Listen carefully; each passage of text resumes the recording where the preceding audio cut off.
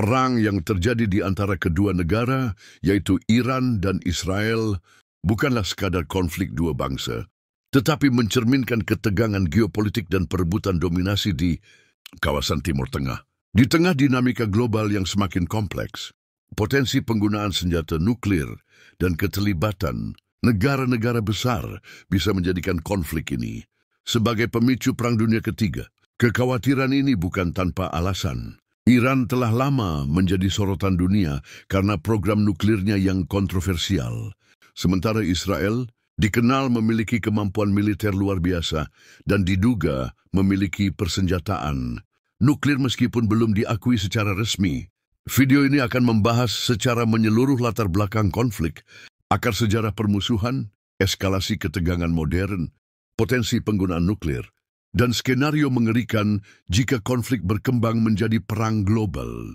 Kita akan melihat mengapa Iran dan Israel terus berada dalam kondisi siaga, serta bagaimana dunia internasional berperan dalam mencegah kehancuran. Masalah akibat konflik ini, akar sejarah permusuhan Iran dan Israel, hubungan awal sebelum revolusi 1979. Sebelum tahun 1979, hubungan antara Iran dan Israel tergolong cukup dekat. Iran di bawah pemerintahan Shah Muhammad Reza Pahlavi memiliki hubungan diplomatik dan kerjasama militer serta ekonomi dengan Israel. Kedua negara memiliki kepentingan strategis yang sejalan dalam menghadapi dominasi negara-negara Arab di kawasan, khususnya Mesir, Suriah, dan Irak. Israel saat itu melihat Iran sebagai sekutu penting di timur tengah yang mayoritas negara Arabnya memusuhi keberadaan Israel.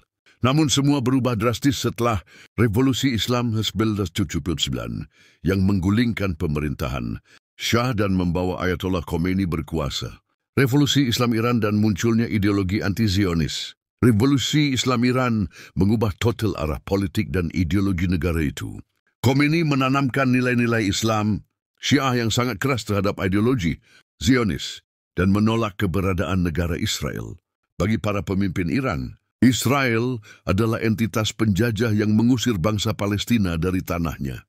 Sejak saat itu, Iran tidak hanya memutuskan hubungan diplomatik dengan Israel, tetapi juga mulai secara terbuka mendukung kelompok-kelompok yang memusuhi Israel, seperti Hizbullah di Lebanon dan Hamas di Gaza. Retorika anti-Zionis menjadi bagian dari kebijakan luar negeri Iran.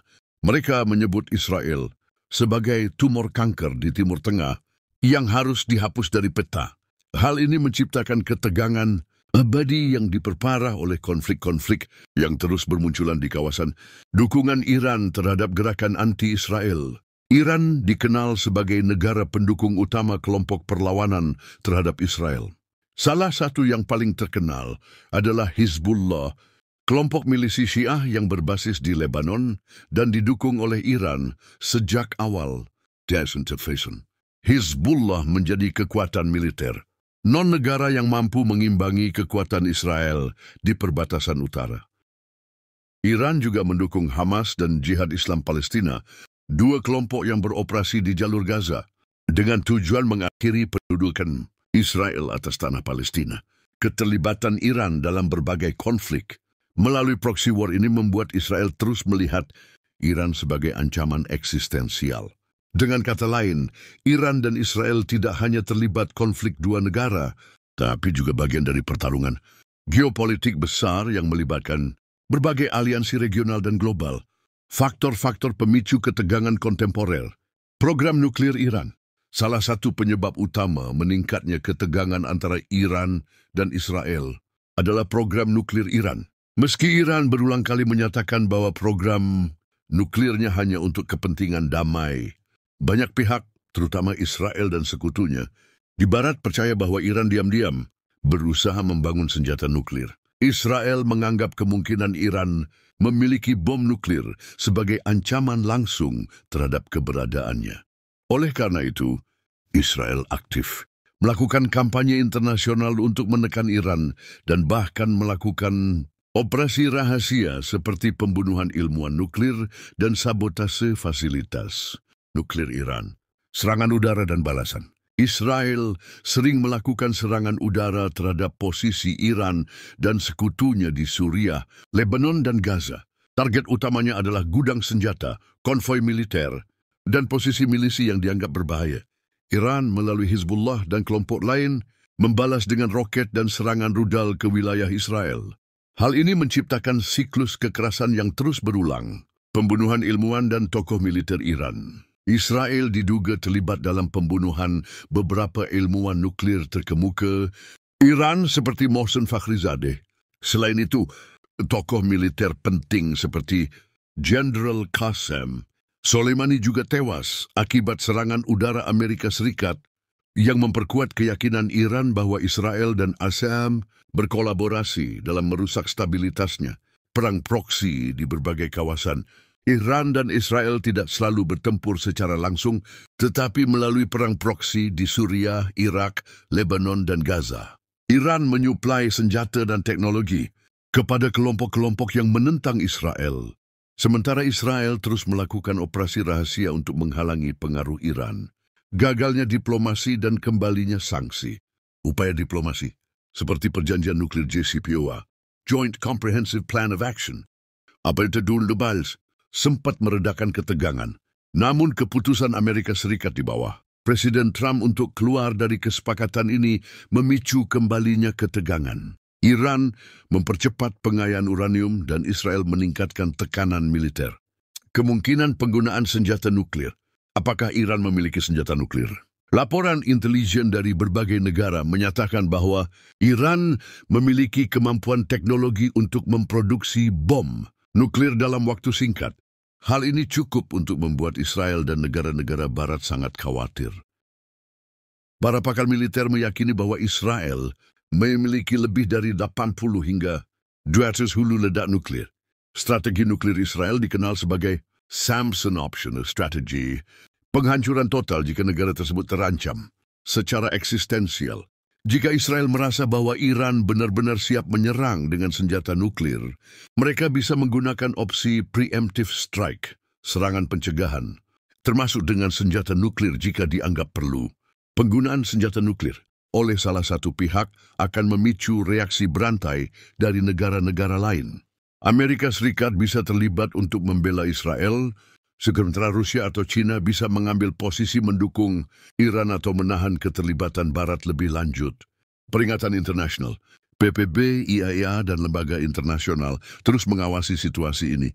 Namun efektivitas lembaga-lembaga ini terbatas jika negara-negara yang terlibat tidak mau tunduk pada keputusan internasional. Reaksi global dan potensi Perang Dunia Ketiga. Posisi Amerika Serikat adalah sekutu terdekat Israel sejak lama. Kedekatan ini tidak hanya bersifat diplomatik, tetapi juga mencakup bantuan militer besar-besaran, kerjasama intelijen, dan dukungan politik di forum internasional. IS berkepentingan menjaga keamanan Israel dan stabilitas kawasan, terutama untuk menjamin kelancaran suplai energi dari Timur Tengah. Jika Iran dan Israel terlibat dalam perang terbuka, IS hampir pasti akan terlibat langsung, terutama bila Iran menyerang wilayah atau kepentingan Israel secara signifikan. Keterlibatan militer ASAS akan membuka peluang konfrontasi besar, terutama jika Iran dibantu oleh kekuatan besar lain seperti Rusia atau China. Posisi Rusia dan China. Rusia memiliki hubungan strategis dengan Iran, terutama di bidang militer dan nuklir. Mereka bekerja sama di Suriah, mendukung rezim Bashar al-Assad, yang juga mendapat bantuan dari Iran dan Hizbullah.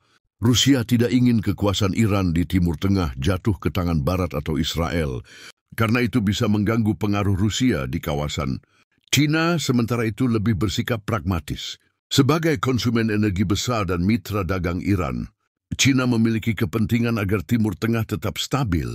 Namun, mereka bisa mendukung Iran secara tidak langsung melalui veto di Dewan Keamanan atau bantuan ekonomi. Skenario Perang Dunia Ketiga akan terbentuk jika Iran dan Israel menggunakan senjata nuklir atau serangan skala besar terhadap kota-kota. Amerika Serikat menyerang Iran secara langsung, dan Rusia-China membalas untuk mempertahankan kepentingan mereka. Negara-negara Arab dan Turki turut serta karena tekanan internal dari masyarakat yang pro-Palestina atau anti-Israel. NATO ikut terlibat karena permintaan bantuan dari AS atau Israel. Dalam skenario ini, bukan hanya Timur Tengah yang hancur, tetapi juga negara-negara Eropa dan Asia Tenggara bisa terkena dampaknya. Terjadi perpecahan besar antara blok Barat dan Timur dengan pertarungan di berbagai wilayah global.